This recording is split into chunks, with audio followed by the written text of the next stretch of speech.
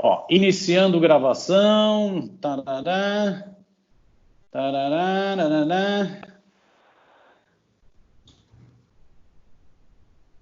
Eu acho que agora está gravando. Está gravando. Então vamos nós. Estamos mais uma bate-papo, um papo rápido nesse giro que o Barão de Itararé está fazendo com o tema imprensa e coronavírus. Estou aqui com o amigo Gustavo Almeida. O Gustavo ele é diretor-presidente da empresa Pernambuco de Comunicação, a IPC, né? Que é uma empresa que comanda uma agência de notícias, um portal e a TV Pernambuco, né? TV Pernambuco, uma TV pública. Gustavo tem uma longa trajetória na área de comunicação, foi diretor de produção do Núcleo de TV e Rádios da Universidade Federal de Pernambuco, na verdade continua sendo, está licenciado, não é isso, Gustavo? Isso. Coordenador de programação da TV Universitária em Recife, produtor e diretor de audiovisual, professor universitário nessa área de comunicação, foi coordenador e chefe de produção da TV Jornal, produtor e redator da filial da TV Globo em Pernambuco, ou seja, tem uma trajetória aí, conhece do tema, né? Eu imagino que a tarefa de dirigir, de presidir a TV Pernambuco em plena pandemia do coronavírus esteja sendo uma das mais difíceis nessa sua trajetória, mas aí depois você nos fala. Eu gostaria, Gustavo, de imediato de agradecer você ter topado essa entrevista. Eu sei que a agenda sua é carregada, então gostaria de agradecer muito você ter topado, beleza? Excelente, Miro. Eu que agradeço também. Então vamos lá. Apesar do presidente da República, o Bolsonaro, continuar passeando de jet ski e estimular aglomerações em frente ao Palácio do Planalto, respeitando todas as orientações, né, da Organização Mundial de Saúde, o coronavírus segue matando em todo o Brasil, né? Além disso, a pandemia tem outros efeitos, ela gera desemprego, perda de salário, desespero, né? É uma situação danada que está afetando milhões de brasileiros, milhões de famílias brasileiras. Em Pernambuco, a situação também, Gustavo, tem sido muito dramática. Imagino que vocês estejam enfrentando até uma barra psicológica razoável aí, né? O estado já ultrapassa 1.000 casos de infectados pela Covid, né? Pode ultrapassar nessa semana 2.000 óbitos, pode ultrapassar, se continua nessa... Está indo para 2.000 mortes, já são... Pois é. Está em 1.700, 1.000 e pouco, não é isso? É um negócio dramático, né? Como tem sido você, como diretor-presidente da empresa Pernambuco de Comunicação, como tem sido conviver com esse cenário e o que vocês têm feito nessa empresa pública para tratar desse tema? Você me dizia anteriormente que a TV Pernambuco não tem uma parte jornalística, noticiosa, mas tem uma programação muito extensa, né? Como que vocês têm agido nesse período tão traumático? O que tem de positivo e também o que tem de negativo nessa experiência? A bola está contigo. Tá bom, Miro. Obrigado. Agradeço o convite do Barão de Itararé. É uma alegria para mim falar para essa instituição tão importante, né? Completou agora 10 anos, né? E a gente tem afinidades, né, do ponto de vista de valores, de conceitos, que são muito importantes da gente propagar e da gente dialogar para que esses valores eles se ampliem ainda mais no Brasil, né? Inclusive a EPC tem um conselho de administração, né, e esse conselho é paritário, parte de representantes do governo e parte de representantes da sociedade civil. E o Barão de Itararé tem um representante, né, aqui de Pernambuco que está no Ciclo da MED, que está no conselho. Grande Sidney. Então, com alegria muito grande que eu falo para vocês, apesar de ser num momento de que não temos alegria, né? Não temos tido alegria, pelo contrário, um momento absolutamente inédito nas nossas vidas, né? De a gente ter um dia a dia de notícias ruins, de mortes, né, de situação calamitosa, né, de quarentena nunca vivida por nós, né, nos últimos 100 anos, a gente passar aí por algo desse jeito, não estávamos absolutamente nem preparados para isso. Então, o próprio despreparo da surpresa vem piorando a situação.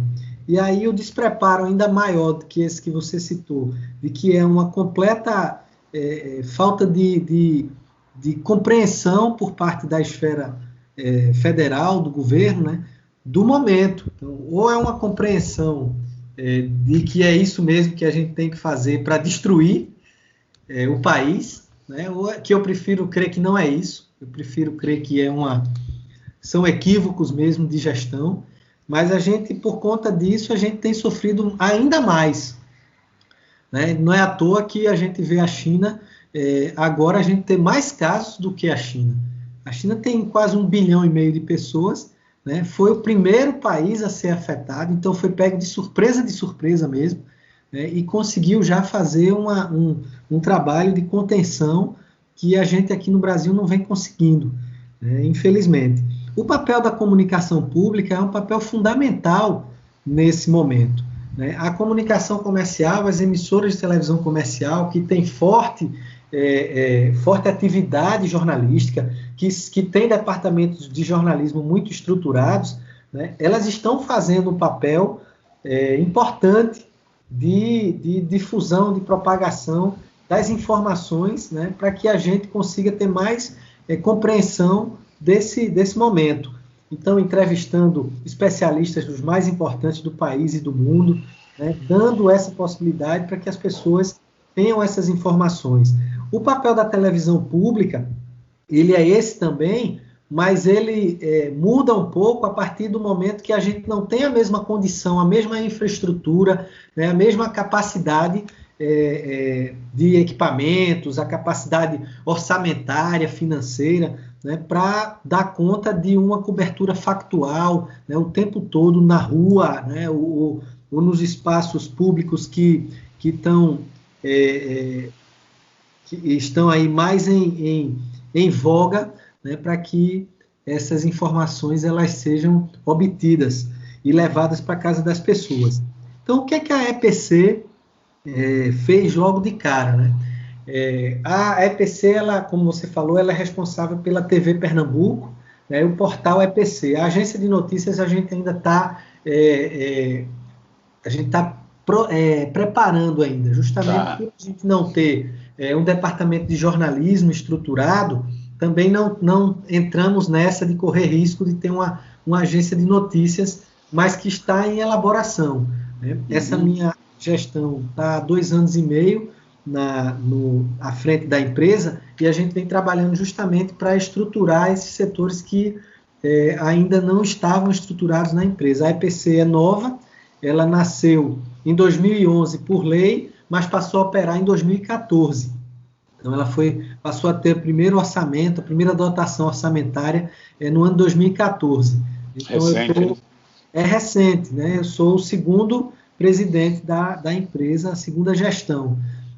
Então, é um trabalho também de sensibilização, né, que a gente leva ao governo para compreender a importância e a relevância da comunicação pública em defesa da sociedade, para que o governador e todo o seu núcleo de gestão compreenda a importância de se investir na comunicação pública como um tipo de comunicação diferenciado que chegue ao cidadão, à cidadã, né? Então, a EPC, nessa linha, a gente, quando se deparou quando se deparou com a pandemia e com o estado de emergência, que Pernambuco foi um dos primeiros estados a perceber e a agir em relação a isso, a gente logo ofereceu para a Secretaria de Educação e Esportes do Estado um espaço na programação para que houvesse a participação de professores para teleaulas, já que as escolas ficariam fechadas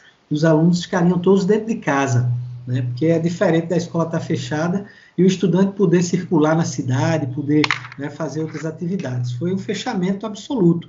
Então, nós oferecemos e a Secretaria de Educação de pronto topou e montou um calendário de teleaulas e desde meados de março a gente vem com isso no ar.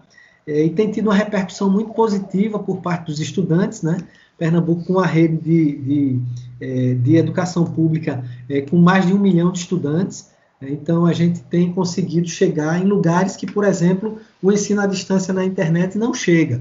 Né? Em alguns rincões do interior do estado que tem dificuldade de acesso à internet, ora por ter dificuldade de abrangência mesmo do sinal, ora pela família do estudante não poder pagar por um pacote de dados, né, para o estudante ter acesso a essas aulas pela internet nos seus celulares.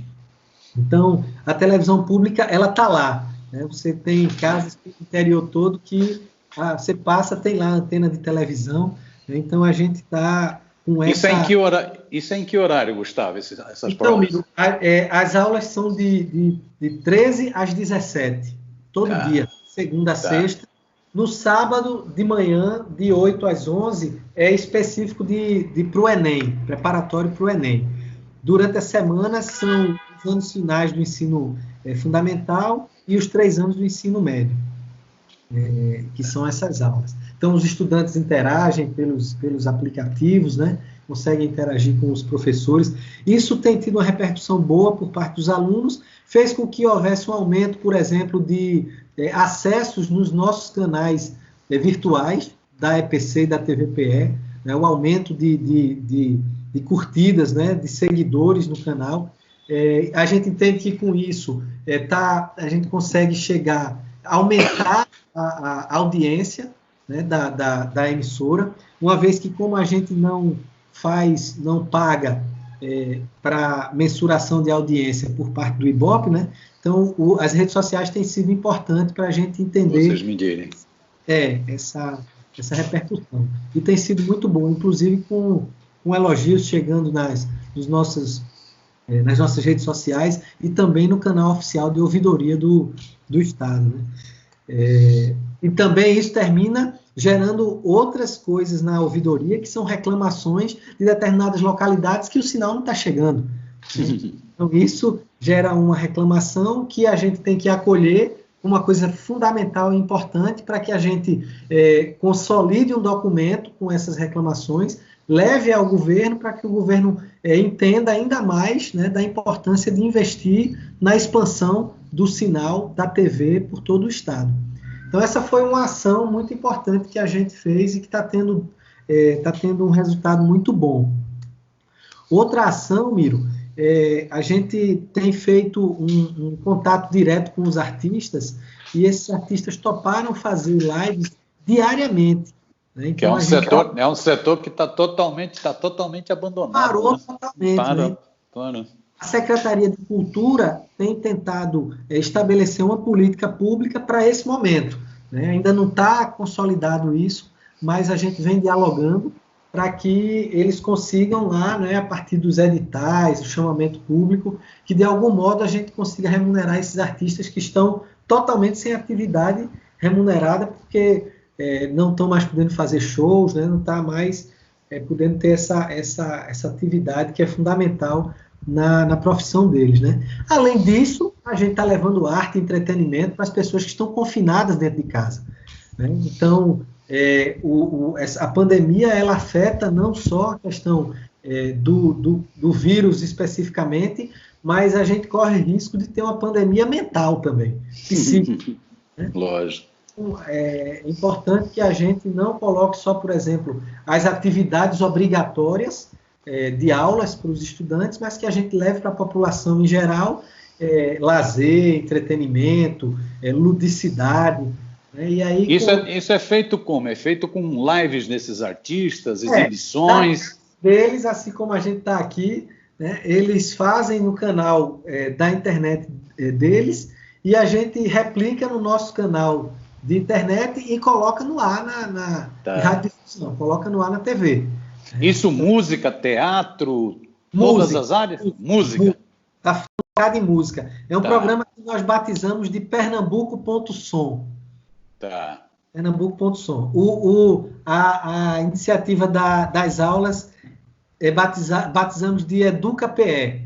Né? Essa veio da Secretaria da Educação já, que é uma plataforma de várias atividades pedagógicas, não são só as aulas na TV. Assim como o Pernambuco.som, a gente também pretende que seja uma plataforma uma multiplataforma, na verdade, para que tenha entrevistas, que tenha outras atividades, clipes que são exibidos na programação, para além das lives apenas, né?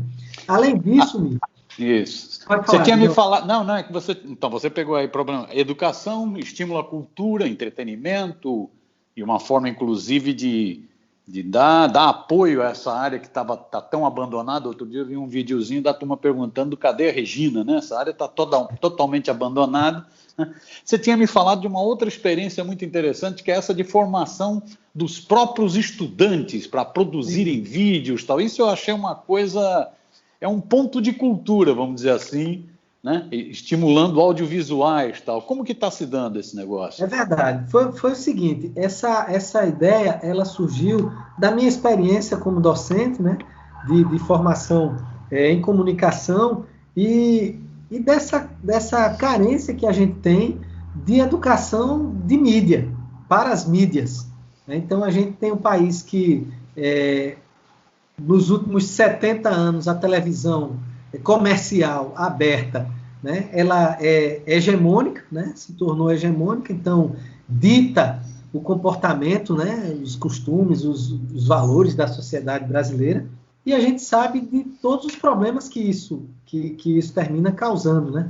Então, uma das minhas, eu digo que eu era muito mais militante do que professor. Dentro de sala de aula, eu sou muito mais um provocador para que os estudantes tentem transgredir esse olhar que, de modo geral, termina sendo o maior, né, do estudante querer se formar para ir trabalhar na TV Globo, para ir trabalhar nos veículos da imprensa comercial, né, para que a gente consiga... não é que essas emissoras elas não devem existir ou que a gente não deve ter a vontade de trabalhar nelas. Né? Inclusive, como você falou aí no começo, eu trabalhei em algumas aqui no estado e a principal, né, na Globo, que foi a primeira emissora que eu trabalhei há 20 anos. Então, isso fez com que eu abrisse muito mais esse olhar para provocar novos olhares em relação à comunicação, para que a gente saísse um pouco, ou saísse muito, da comunicação capital que é feita, para, de fato, a gente ir para a comunicação social. Uhum. Eu dizer para os estudantes, o curso é comunicação social. Então, não esqueçam disso, apesar de a gente ir fazer a comunicação do capital. Né? Então, eu consegui levar isso para a EPC da seguinte maneira. Nós criamos, eu lancei a ideia e o pessoal acolheu e reformulou também, e já vem andando isso já há quase 2 anos, a gente criou o TVPE Escola. Então, são iniciativas de oficinas de formação, tanto formação técnica, né, de equipamentos para operação com dispositivos móveis, tanto a captação quanto a edição, e também do ponto de vista discursivo, né, da formação de narrativas, de um olhar que seja um olhar mais voltado para essas questões sociais e, obviamente, olhando para as diretrizes da comunicação pública. Então, a gente enxergando o que não é mostrado nas televisões comerciais e a gente provocando os estudantes para que eles busquem registrar isso e transformar isso em vídeos. Isso também foi muito bacana. A gente, na primeira formação, a gente chegou a ter praticamente 100 vídeos realizados por estudantes, né? Então, cada grupo de 4 estudantes da rede pública estadual. Gerou uma repercussão super positiva também na Secretaria de Educação, a ponto de ela nos chamar para fazer a formação também com os professores, né, de modo aos professores inserirem essas atividades como atividades didático-pedagógicas no dia a dia de sala de aula. Né? Então, isso foi muito bacana. Esses vídeos eles estão no canal do YouTube da TV. A gente deu uma pausa agora por conta da quarentena, mas na sequência, quando voltar, a gente retoma para novas formações e novos conteúdos serem feitos pelos próprios alunos. Teve algum vídeo já sobre os dilemas da pandemia, os impactos familiares, os impactos... Não. A gente terminou a segunda temporada, a gente terminou em dezembro de 19. Tá. Esse ano nós estávamos nos organizando para no segundo semestre a gente começar a fazer. Tá. Agora, esse seria um período de avaliação do projeto, né, dessa primeira temporada dele. Começamos uma segunda temporada que nós chamamos da segunda temporada porque tem um marco temporal que foi o início das formações com os professores, né, que se deu em junho do ano passado. No começo desse ano, nós fizemos com professores universitários, né, da Universidade de Pernambuco, que também se interessou nessa parceria. A EPC está vinculada à Secretaria de Ciência, Tecnologia e Inovação, né, que também gere a Universidade de Pernambuco, né? Então estamos na mesma pasta e nós fizemos uma parceria para essa formação também com professores. Aí sim, alguns professores fizeram vídeos de enfrentamento à pandemia, já foi mais recente. Então essa é muito boa para a gente. A gente lançou também o portal, o ano passado, o portal EPC, o nosso objetivo é que seja um portal da comunicação pública de Pernambuco. Então, a gente quer que ele seja alimentado pelos vários atores que propagam esse conteúdo de comunicação pública. Isso incluiria TV universitária, incluiria TV comunitária também, não? Isso. A gente, por exemplo, fez o carnaval agora, a gente fez em parceria com a Rádio Frei Caneca, que é a rádio pública aqui de Recife. Legal. Foi o primeiro evento que a gente cobriu em conjunto. Né? Começamos a semana passada, eu não sei se vocês viram, mas começamos a semana passada o Giro Nordeste na TV. Né? Então, as emissoras públicas do Nordeste se uniram, né? Pegando aí essa casa do Consórcio Nordeste, tá. E nós estamos fazendo o primeiro, nós estreamos o primeiro programa regional do Nordeste das emissoras públicas. Então, em cada emissora, né, de cada estado, com um jornalista fazendo entrevista, né, entrevistando um determinado convidado. Está sendo ancorado pela TVE da Bahia e todos os estados estão participando. Então, foi muito legal. Nossa. Estreamos ontem com o médico Drauzio Varela. Olha aí, interessante. Muito bacana. Então, a gente já vinha dialogando, né, a gente tem um fórum das emissoras públicas do Nordeste, a gente já vinha dialogando para começar a fazer essas ações mais conjuntas. Né? A ideia da gente não é fazer um sistema de rede que tenha exibição simultânea, né? Porque essa lógica de cabeça de rede, que foi tão nociva para o país, a gente precisa se desvencilhar. Então, a ideia é de compartilhamento de conteúdo.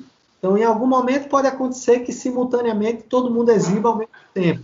Mas, se eu quiser exibir em outro horário, eu posso exibir aqui em outro horário. Né? Entendendo as especificidades da audiência de cada localidade, a gente podendo programar estrategicamente sem ficar preso a uma cabeça de rede simultânea. Gustavo, tentando, para a gente ir para aquele nosso bate-papo rápido, tentando ir terminando, né? E eu sei que você está a 200 por hora, aí você falou dessas experiências. 15 minutos é cruel, 15 minutos é muito pouco. Pois é. Você que é de televisão conhece bem essa coisa, né? Você falou aí dessas experiências, dessas 3 experiências locais, mais essa experiência riquíssima do Consórcio Nordeste, né? Muito, muito legal. Se você tiver mais alguma experiência que você acha que vale a pena, até para disseminar, para provocar o debate, você cita, mas eu queria dar uma mudadinha no eixo, fazer uma perguntinha sobre mídia, sobre a mídia tradicional e sobre essa guerra das fake news. Uma coisa que me pintou agora, que é isso, você já várias vezes tratou de mídia comercial, né, na tua fala. Como tem sido esse trabalho jornalístico da mídia comercial aí em Pernambuco? Você já se referiu, inclusive, como um dado positivo, várias equipes produzindo muita coisa, mas em vários estados nós temos visto alguns apresentadores daquele estilo mais policialesco, mais da escandalização, que acabam não contribuindo no enfrentamento do coronavírus. Vocês têm tido esse problema? Como tem sido isso aí em Pernambuco? E a outra coisa, também pegando por essas coisas negativas que o coronavírus fez destampar do esgoto, né? Nós estamos nessa batalha das fake news, parece que esse é um negócio que infestiou aí o Nordeste, né? Como você vê essa coisa? Então, eu gostaria, se você tiver mais alguma experiência, você acrescenta, se não, eu gostaria de acrescentar essa questãozinha para a gente ir tentando fechar. Não, vamos para isso aí. Basicamente, as experiências que a gente tem feito eu relatei aí nessa primeira parte. Sobre isso, Miro, é bastante preocupante, né? Eu lecionei durante quase 15 anos em curso de comunicação e sempre tive muita preocupação em relação a isso, porque a fake news, né, ela tem uma diferença da notícia mal apurada, né? A fake news ela é propositalmente construída para manipular, né, um determinado discurso, uma determinada opinião pública para aquele fim, né? Isso acontecia antes também. Lógico. A gente viu, né? É isso que eu falei dos problemas da hegemonia da televisão comercial, né, no Brasil. Isso fez com que, por exemplo, a primeira eleição lá que Lula concorreu, a gente teve aquela intervenção brutal, absurda, por parte da emissora hegemônica, né, na construção do discurso, na construção do debate, né, do recorte lá que foi feito com Fernando Collor e com Lula. Isso aí a ponto do diretor da época já ter assumido, né, publicamente que houve esse tipo de manipulação. Então, a fake news ela chega elas chegam nesse momento de mudança da comunicação a partir da inserção de dispositivos que a gente não tinha até pouco tempo, né? A gente não tinha. Então, por exemplo, quando eu comecei a dar aula, quando eu era aluno de faculdade, não existia basicamente essa questão da internet, estava engatinhando. Redes sociais não existia de jeito nenhum, né? O YouTube faz uma transformação absurda, né, no audiovisual, na forma que as pessoas consomem, que passam a produzir conteúdo. Então, cada pessoa passa a ser um documentarista, né, da realidade. Então, você grava o que está acontecendo no seu celular, você já joga num blog, então, isso é uma transformação muito grande em relação aos fazedores de comunicação, os fazedores profissionais de comunicação, né, os jornalistas, os radialistas, os comunicadores de modo geral. Então, aqui em Pernambuco, a gente tem também essa praga dos não digo nem que são telejornais, né, desses policialescos que são terríveis, né, prestam um desserviço absoluto para a sociedade, inclusive apresentadores aqui que têm ações, né, contra eles, que têm representações no Ministério Público contra eles, tal, mas que as empresas continuam colocando no ar porque esses caras fazem o faturamento aumentar, né, por conta da audiência que, infelizmente, aí um debate sociológico, antropológico que a gente não consegue fazer aqui, mas que é importante de a gente, em algum momento, colocar isso, que termina afetando as populações de mais baixa renda, né, que veem nesses apresentadores verdadeiros heróis, né, que estão ali mostrando o que o governo não mostra, né, que estão mostrando a desgraça do que é viver nesse lugar, né?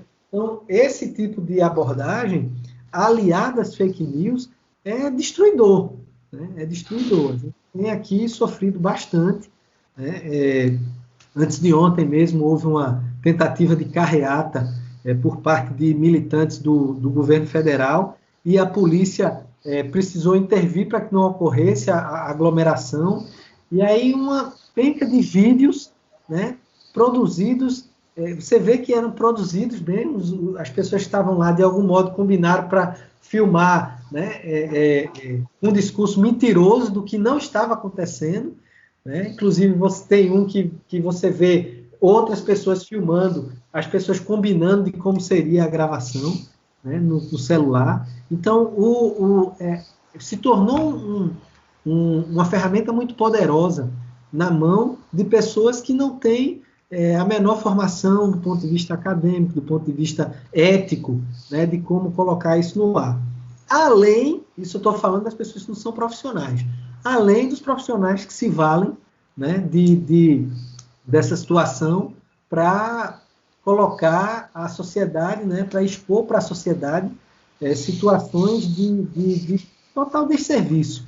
Né? Eu não sou a favor da gente, porque a gente atua em mídia pública, em televisão pública, que tem financiamento de dinheiro público, que tem ligação com o Estado, que a gente seja, pelo contrário, né? A gente não deve ser chapa branca, né? Mas você dá vez e voz ao Estado, né? E você dá vez e voz o espaço para a sociedade que não consegue ter, para os atores que não conseguem falar nas emissoras comerciais, né? É esse o papel. Então, a gente tem tentado andar na contramão desse desserviço que as fake news termina fazendo na sociedade. A gente tem tentado combater as emissoras que, de algum modo, não percebem ou não querem perceber ou não estão nem aí para esse malefício que esses policialescos causam, né? Ou esses malefícios. Então, na minha opinião, Miro, e pessoal do Barão de Itararé, é que a gente precisa mais e mais ter a responsabilidade social, né? A responsabilidade humana, né? De a gente ter cuidado e de muitas vezes acontece até dentro de um grupo de WhatsApp da família. Né? Pois é. A gente se colocar, né, dentro desses espaços, né, como voz que tenta sensibilizar. Eu gosto mais do verbo sensibilizar do que convencer. Né? Eu não quero convencer, porque convencer é eu, né, tentar impor a minha forma de ver ou a minha opinião. Eu quero sensibilizar, então eu quero trazer para junto para que aquelas pessoas tentem entender, né, que aquele tipo de comunicação, que aquele tipo de informação que está sendo difundida, ela pode atingir negativamente milhares de pessoas. Né? Nós não estamos mais naquela lógica do broadcast, da televisão, que fala para um monte de pessoas apenas que ouvem, né, que assistem. Essas pessoas que ouvem, que assistem, elas estão pautando, elas estão oferecendo conteúdo. Né? Então, o WhatsApp tem sido uma ferramenta impressionante, e os vídeos chegam, né, na casa das pessoas, da casa das pessoas para as emissoras, e das emissoras para as casas das pessoas. Né? Então, eu acho que a cidade é fundamental, cada vez maior.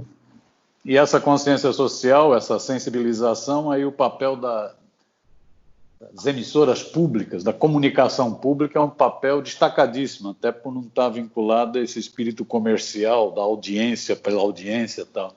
Gustavo, eu gostaria de agradecer muito o nosso bate-papo. Se você quiser acrescentar alguma coisa, fica a seu critério, mas se não, já de cara, agradecer muito, muito.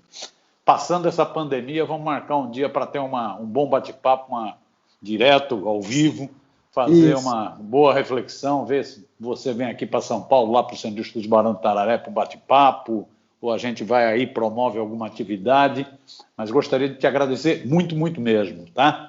Muito bom, Miro, eu agradeço também demais, uma alegria falar com você, né? Ainda que aqui pelo computador, te conhecer, né? Acompanho teus textos, acompanho tua militância já há muito tempo, acompanho as ações do Barão de Itararé, tenho um contato muito grande com o professor Laurindo Lalo, né? Grande figura. Ele é um entusiasta da nossa gestão, né? Até fez um vídeo que foi exibido no dia da minha posse aqui, participou agora de uma atividade na TVU aqui do Recife. Então, eu quero agradecer, Miro, e colocar, né, a EPC totalmente à disposição, falando como gestor institucional, né, uma fala institucional como gestor, mas também me colocar à disposição, né, para outros encontros da gente, né, outras atividades, para que a gente amplie esse diálogo. Né? Nós temos, como eu falei no começo, nós temos os mesmos interesses, né, as afinidades dos valores, do conceito da comunicação, de um tipo de comunicação que é diferente da comercial, né? Comunicação pública, comunicação popular, comunicação comunitária. Então, o meu muito obrigado, o meu agradecimento não só como gestor, mas também como cidadão, né, de a gente poder fazer essa difusão de ideias, né? A gente está no campo das ideias, mas a gente também já está com a mão na massa, né? A gente está fazendo diferença. E é isso, assim, ficar à disposição para a gente interagir mais, né? Me coloco à disposição para que a gente amplie esse relacionamento, para que a gente consiga congregar mais entidades que militam, que transitam nessas causas que a gente defende, que a gente acredita. Minha passagem pela EPC, né, meu cargo, ele é passageiro, né, mas a minha militância ela é contínua, né, então a gente vai colocando, ocupando esses espaços e buscando com muita responsabilidade a gente fazer a gestão e provocar a sociedade para que ela participe. E sem a sociedade participar não tem comunicação pública. Né? Exatamente. Valeu, Miro. Obrigado, Barão de Tararé. Parabéns pela vida e vamos em frente. Valeu, Gustavo. Um grande abraço aí, bom trabalho, mestre. Tchau, Obrigado. tchau. Vamos ficar em casa se puder, né? Isso.